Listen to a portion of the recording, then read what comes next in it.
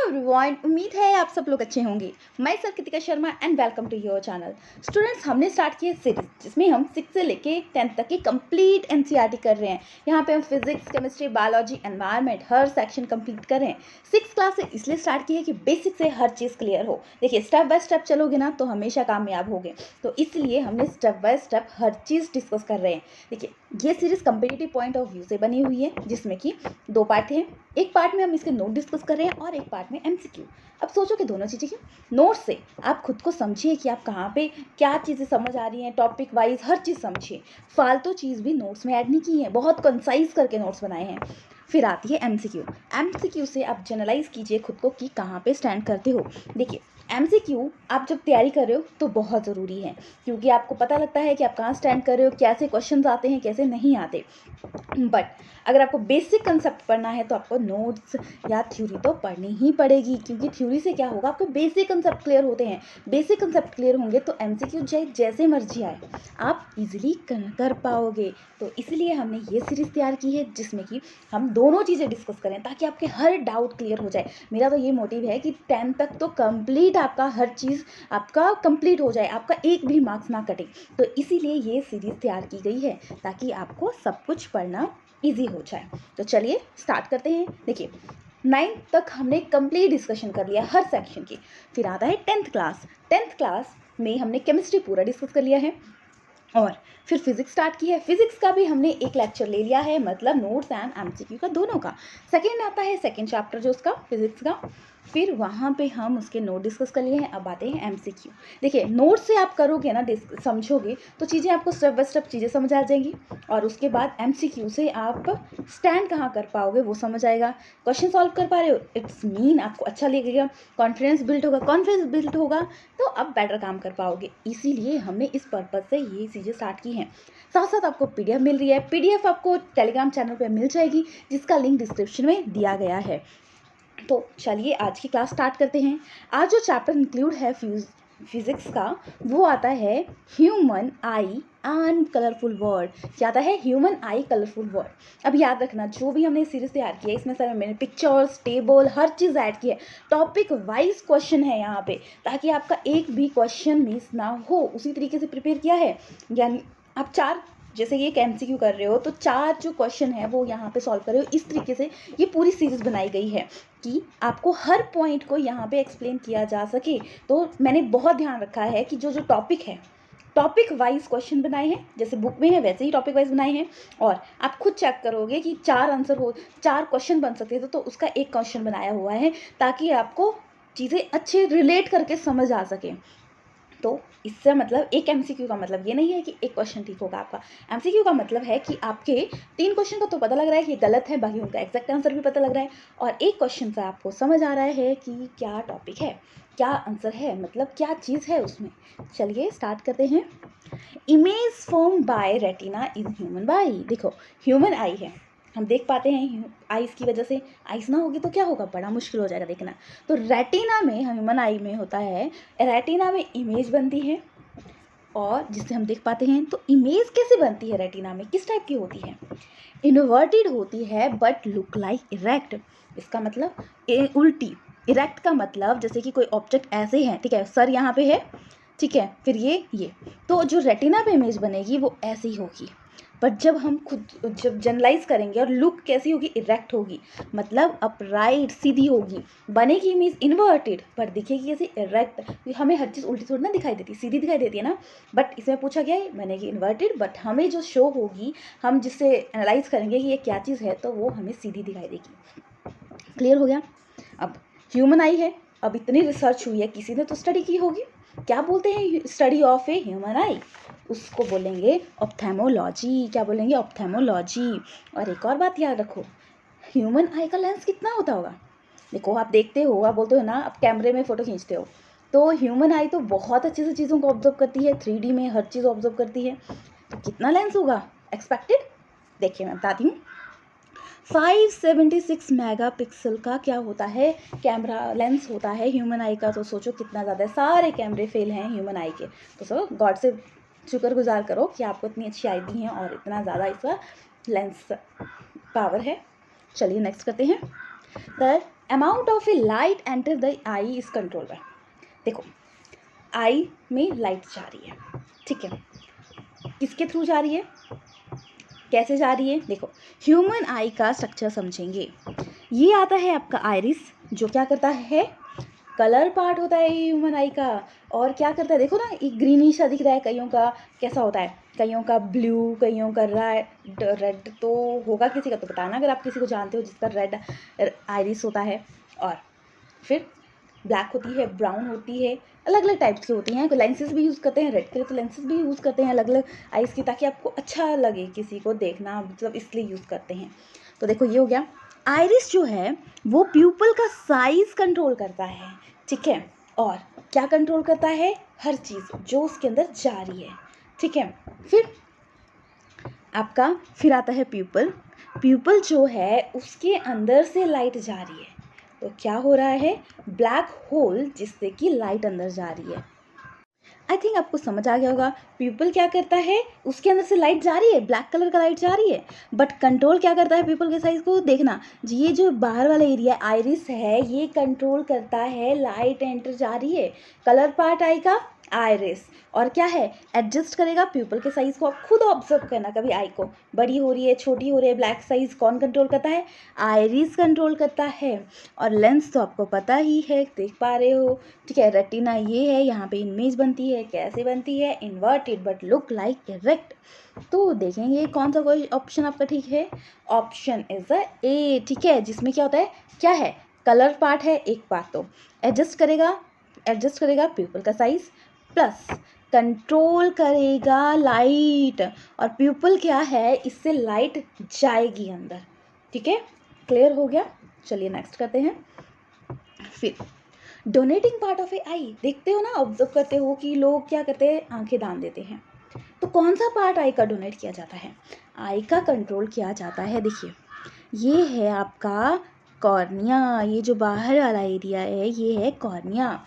तो कॉर्निया जो है वो क्या आता है, डोनेटिंग पार्ट ऑफ द आई, ठीक है, मतलब आप जो 5 to 6 आवर, जैसे पर्सन की डेथ होगी तो 5 to 6 आवर में अगर ट्रांसप्लांट हो जाता है तो ठीक है, अगर ट्रांसप्लांट नहीं होता तो क्या किया जाता है, तो क्या होगा, तो फिर वो किया जाएगा, तो आइस चेंज नहीं होगी, मतलब चेंज नहीं आएगा, ठीक है। तो option C is the correct. Next, minimum distance to clear the vision is, मतलब कितना डिस्टेंस चाहिए पर्सन को कि वो क्लियरली चीज़ों को देख पाए, कितना होता होगा, वो होता है, देखो आप खुद ऑब्जर्व कीजिए, कॉपी को बिल्कुल नज़दीक रखिए, कितना नज़दीक तक देख सकते हो, तो वो आता है 25 सेंटीमीटर, कितना होता है 25 सेंटीमीटर।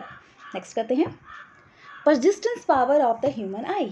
परसिस्टेंस पावर क्या होती है ह्यूमन आई की, मतलब ह्यूमन आई, मतलब जैसे कुछ चीज़ें देख पा रहे हो तो कितनी जल्दी वो वर्क करती है, तो वो वर्क करती है 1/16, क्या करती है 1/16। क्लियर हो गया। नेक्स्ट करते हैं, which of the following correct, correct कौन सा है, cone sensitive to dim light and rod sensitive to white light, cone sensitive to bright light and rod sensitive to dim light. देखो पहले तो ये समझिए कि जो इमेज फॉर्म होती है वहाँ पे क्या होते हैं, कोन्स होते हैं, और क्या होती है, रॉड्स होती हैं। कोन्स क्या करते हैं, सेंसिटिव होते हैं ब्राइट लाइट से, ठीक है, मतलब जो कोन्स हैं जो दिन को देख पाते हैं लोग, मतलब वो ब्राइट लाइट की तरफ सेंसिटिव हैं, और जो रात को देख पाते हैं इसलिए देख पाते हैं क्योंकि रॉड्स उनके ज़्यादा डेवलप होते हैं, ठीक है, मतलब cones sensitive to bright light and rod sensitive to dim light. तो याद रखना कौन सा ऑप्शन यहाँ पे करेक्ट आता है, यहाँ पे आता है second option, cone sensitive to bright light and rod sensitive to dim light. अब जो दिन को देख पाते हैं लोग उनके कोन स्ट्रॉन्ग होते हैं, और जो रात को देख पाते हैं उनके रॉड स्ट्रॉन्ग होते हैं, मतलब बड़े साइज के होते हैं। क्लियर हो गया। नेक्स्ट करते हैं, ability of eye lens to adjust its focal length, क्या बोला जाएगा। देखो ह्यूमन आई है, एकदम मतलब देखो लाइट कैसी आ रही है, कोई कैसा आ रहा है, बीच में कैसा एटमॉस्फेयर आ रहा है, खुद को ऑब्जर्व करना, एकदम ब्राइट लाइट तो क्या होगा, आपकी कुछ और एक्सप्रेशन हो जाएगा, बिल्कुल डिम लाइट बिल्कुल अलग एक्सप्रेशन होगा। तो वो कौन है, क्या बोलेंगे उस प्रोसेस को। देखो कैटरेक्ट होता है कि अगर जैसे कि कुछ एज के बाद आँखों में क्या होता है, मिल्की क्रिस्टलाइन लेंस होता है, तो वो गया कैटरेक्ट। एजिमुलेशन कि उन चीज़ों को समझना, ठीक है, ये आपका बायोटिक फैक्टर से रिलेटेड है। एडप्टेशन मतलब हर चीज़ को एडप्ट करना। एकोमोडेशन जो होता है वो एडजस्ट द फोकल लेंथ, और ये बहुत बहुत इंपॉर्टेंट है, आया हुआ है क्वेश्चन कि क्या बोला जाता है। नेक्स्ट करते हैं, perception of A colour by human I is possible. किसके थ्रू परसेप्शन होती है कलर की ह्यूमन आई में, कि वो चीज़ों को देख पा रहा है, किसकी वजह से होती है, इसकी वजह से होती हैं cone S shape cell of a retina. Cone के जो एस शेप होते हैं रेटिना के, उसकी वजह से ये पॉसिबल है। Option C is the correct. Next करते हैं, both eye open a person field of a view is about. अगर हम दोनों आंखों को ओपन कर लें तो कितने डिग्री का एंगल बनाएगा। देखो आपको पता है, माना एंगल दो चीज़ें हैं, जैसे स्केल है पूरा डी बोलते हैं, जैसे कि इसको 4 पार्ट में बांटा है, 90 90 90 एंड 90। मतलब अगर आप सामने देख पा रहे हो तो 180 हो गया, नीचे देख पा रहे हो तो 180। ह्यूमन आई कितना देख पाते हैं, हम पीछे का भी ऐसा देख पाते हैं, चीज़ें नहीं देख पाते, तो कितनी फील्ड कितना देख पाओगे, तो 180 डिग्री, कितना देख पाएंगे, 180 डिग्री। क्लियर हो गया। नेक्स्ट करते हैं, अगर पर्सन सफरिंग कर रहा है short sinus and use a lens is spectacle. ठीक है, अगर पर्सन को शॉर्ट साइटनेस है, मतलब मायोपिया की प्रॉब्लम है, तो कौन सा लेंस यूज़ करेगा, मतलब वो देख नहीं पा रहा है चीज़ों को, तो कैसे, मतलब अब बन नहीं रहा है एंगल, तो कौन सा लेंस यूज़ होगा, यहाँ पे यूज़ होगा कनकेव लेंस। कौन सा यूज़ होगा, कनकेव लेंस। क्लियर हो गया, कनकेव लेंस यहाँ पे यूज़ होगा। और कौन सा ऑप्शन है, option A is the correct. Near sightedness मतलब नियर की चीज़ें देख पा रहा है, दूर की चीज़ें नहीं देख पा रहा है, तो ये मायोपिया की प्रॉब्लम है, तो ये आ गया कनकेव लेंस के द्वारा ये करेक्ट की जाती है।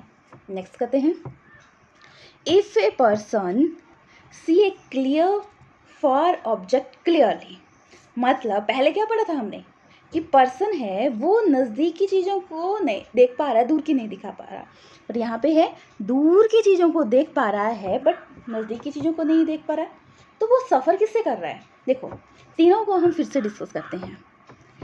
देखो मायोपिया अभी हमने डिस्कस किया, ये कनकेव लेंस के द्वारा करेक्ट होगा। फिर आता है आपका दूसरा कि फार के ऑब्जेक्ट को देख पा रहा है। देखो ये एंगल बन रहा है, ठीक है, तो फार के ऑब्जेक्ट को देख पा रहा है, नज़दीक के ऑब्जेक्ट को नहीं देख पा रहा है, तो यहाँ पे यूज़ किया आपने कन्वेक्स लेंस, और इसको बोला जाएगा हाइपरमेट्रोपिया। फिर एक और केस आता है जब आइज़ की जो पावर होगी डिक्रीज़ हो जाएगी विद एज के मुताबिक, तो क्या होगा, देख नहीं पाएगा, डिफ़िकल्टी होगी देखने की, तो किसकी वजह से होगी, वो होगी प्रेसबायोपिया। इसमें myopia and hypermetropia, myopia hypermetropia दोनों ही यहाँ पे कॉज होंगे, तो यहाँ पे यूज़ होगा बाईफोकल लेंथ। तो देखिए कितने क्वेश्चन कंप्लीट हो गए, एक तो पूछा जाएगा मायोपिया, हाइपरमेट्रोपिया, प्रेसबायोपिया क्या है, 3 क्वेश्चन ये हुए। फिर पूछा जाएगा नियर साइडनेस क्या है, फार साइडनेस क्या है, एज के मुताबिक डिफ़िकल्टी आती है, वो 6 क्वेश्चन हो गए। एक कौन से लेंस यूज़ कर रहे हैं, तो ये 9 क्वेश्चन यूज़ हो गए, और 9 के साथ 10 आप रख लो। प्रेसबायोपिया में दोनों प्रॉब्लम आती है, मायोपिया भी एंड हाइपरमेट्रोपिया भी। किसकी वजह से होती है, जब सिलियरी मसल वीक हो जाएंगी उसकी वजह से। देखो 11 क्वेश्चन हो गए यहाँ पे, याद रखना कौन कौन सा, myopia, near sightedness, concave lens, hypermetropia, far sightedness, convex lens, presbyopia, bifocal length use किया जाता है। इसमें क्या होता है, डिक्रीज हो जाती है पावर आइज़ की। तो यहाँ पे क्या पूछा था कि दूर की चीज़ों को देख पा रहा है, नज़दीक की चीज़ों को नहीं देख पा रहा है, तो आएगा hypermetropia. Option B is the correct. Next करते हैं, the splitting up of a white light into 7 color on passing through a prism। अगर प्रिज्म है, उससे देखो ये प्रिज्म है, इससे वाइट लाइट पास करवाई, ये 7 कलर में कन्वर्ट हो रही है, तो इसे क्या बोला जाएगा, इसे बोला जाता है डिस्पर्सन। क्या बोला जाएगा, डिस्पर्सन। क्लियर हो गया। नेक्स्ट करते हैं, band of coloured component of a light beam called. Band है लाइट कलर, बैंड मतलब कलर कंपोनेंट है, लाइट बीम क्या बोला जाएगा उसको, जैसे कि मतलब 7 कलर शो हो रहे हैं, किस पे शो हो रहे हैं उसे क्या बोला जाएगा।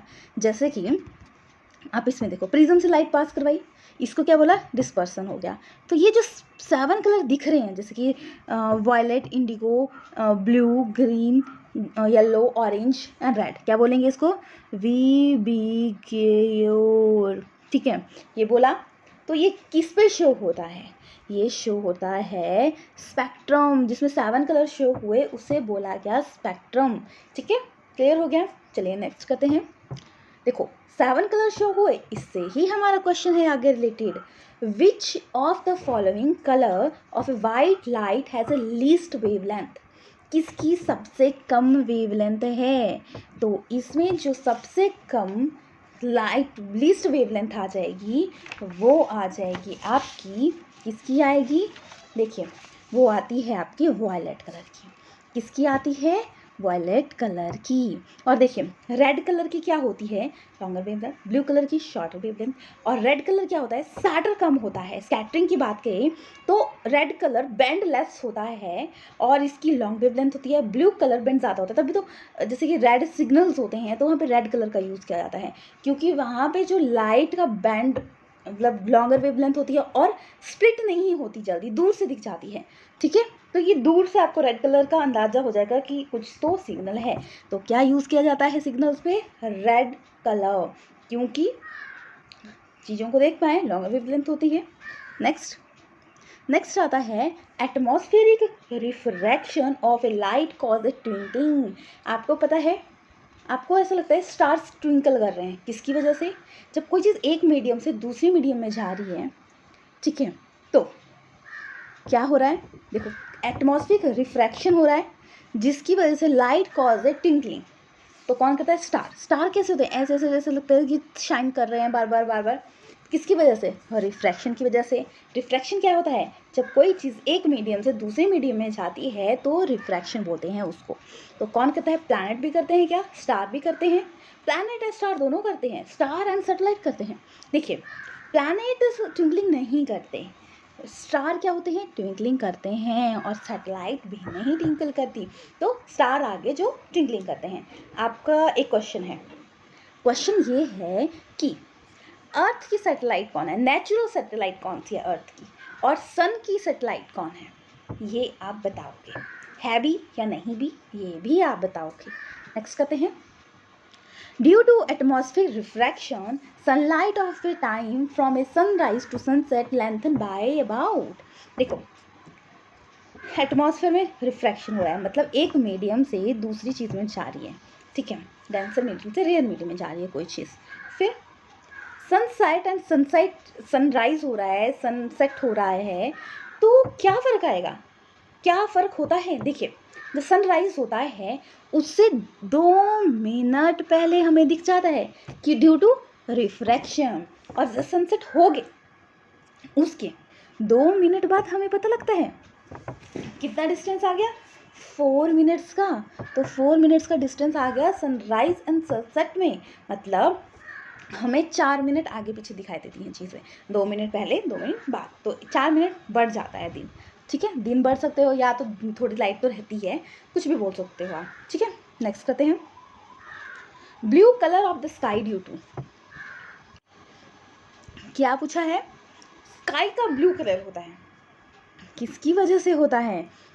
देखो स्काई का ब्लू कलर होता है due to scattering of a light. ठीक है, पूछा जाता है scattering of the light. Next करते हैं, rainbow show in sky due to phenomena, किस फिनोमिना की वजह से होता है। देखो स्काई में रेनबो शो हो रहा है, कब शो होता है, बारिश होती है, बारिश शो होती है तो रेनबो क्यों शो होता है, ऐसे क्यों नहीं दिखाई देता हमें। देखिए आपको पता है जब वाइट लाइट प्रिज्म के से जाएगी तो आपको स्प्लिटिंग होती है लाइट की, तो बरसात में क्या होता है ऐसा, बारिश में कैसा होता है, देखो बारिश पड़ी, बूंदे हैं, बूंदों से जब लाइट पास होगी तो क्या दिखाएगा, रेनबो दिखाई देता है। और ये क्या होता है, जैसे लाइट यहाँ से पड़ी, बूंदे यहाँ थी, तो ये इसको अपोजिट दिखाई देगा। मतलब रेनबो हमेशा अपोजिट होता है दूसरी साइड। और बारिश की बूंदें क्या एक्ट करती हैं, एज ए प्रिज्म, जिसकी वजह से स्प्लिटिंग होती है वाइट लाइट की। अब ये किस मेथड से होता है, ये मेथड होता है एक तो एटमॉस्फेरिक रिफ्रैक्शन की वजह से, एंड उसकी वजह से आपको 7 कलर दिखाई दे रहे हैं। तो क्या हो रहा है, डिस्पर्सन हो रहा है।